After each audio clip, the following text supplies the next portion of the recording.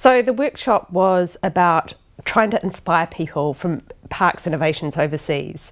We did a whistle-stop tour of 10 parks innovation from elsewhere, and really that was a useful framing for what the Rethinking Parks program is about, which is taking good ideas from other sources, testing them and trying to see what works in a UK environment. The one key message I would give to delegates or other people trying to do something new was don't be afraid to test something and measure it as you go. People are often afraid to take the first step, and actually in the real world it's much better to take a step, roll up your sleeves and start testing something in the real environment, as opposed to spending all your time planning and wondering what works. My workshop was about the Active Woods Wales project, which is all about getting people with health and wellbeing concerns involved in activities in woodland to improve their health and wellbeing. One key message that I'd like everyone to take away from today is that woods are good for you. Woodlands are good for you individually, your health and well-being as an individual, and they're good for communities and for society. So we need to make sure that that value to our society is held on to. The workshop was about our Rethinking Parks project in Burnley, which is called Go to the Park.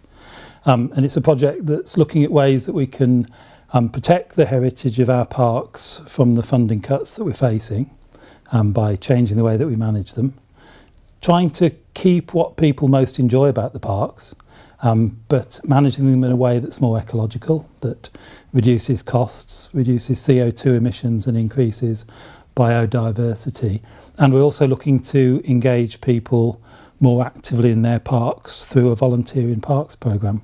I think the one key message from our project is that there's not one solution that's going to save a significant amount of money. What the message is that you can make savings by doing a lot of things that each contribute a small amount, but on aggregate they make a significant difference. My workshop today was about supporting digital giving technologies for parks to look at how we might support capital infrastructure replacement, new projects within parks going forward into the next decade or two, really. So it's replacing funds that we're no longer able to put into parks ourselves. What we've learnt from setting up a foundation over the last year is that you don't get turned off from doing something overnight. It's just keep plugging away. So our foundation, we sort of have grand ambitions for it. We haven't achieved those yet, but we have come a long way in the time that we've been set up. And I think it's that you've got to be in things for the long term and persist for things to work and learn from your mistakes.